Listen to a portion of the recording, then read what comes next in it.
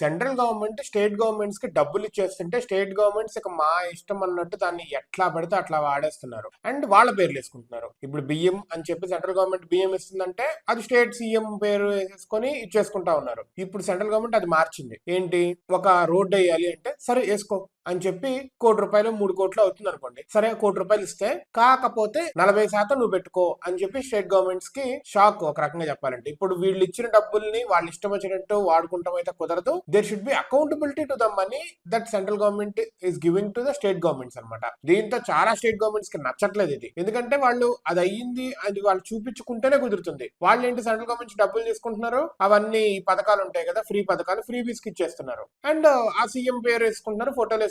ప్రధాని మీద ఒక రోడ్ వేయడానికి ₹1,00,00,000 లేకపోతే కాంట్రాక్టర్ కి ఇచ్చాడంటే కాంట్రాక్టర్ తింటాడు, దాని తర్వాత పక్కనోడు తింటాడు, మొత్తం చివరికి వెళ్ళేసరికి ఆ కూలి వాళ్ళకి ఏమి డబ్బులు రావట్లేదు. కూలి వాళ్ళకి డబ్బులు ఇవ్వాలి, లేకపోతే తక్కువ ఉన్న వాళ్ళకి ఉపాధి పథకం అని చెప్పేసరికి మెయిన్ కాంట్రాక్టర్స్ కి ఇచ్చేసి వీళ్ళకి ఉపాధి కల్పించాలంటే వీళ్ళకి వచ్చేది రూపాయలు చిలికాలు. దీంతో రైతులకి డబ్బులు ఉండట్లేదు, అదే విధంగా ఈ భవన కార్మికులకి వీళ్ళకి డబ్బులు రావట్లేదు, మొత్తం కాంట్రాక్టర్ పై చేతుల్లోనే పోతున్నాయి. That is the main reason central government ఈ స్కీమ్ పెట్టడానికి, and which is really good scheme. ప్రతి స్టేట్ అకౌంటబుల్ ఉండాలి సెంట్రల్ గవర్నమెంట్. డబ్బులు విచ్చలవిడిగా వాళ్ళు ఫ్రీ బీస్ తినడానికి ఇలా కుదరదు.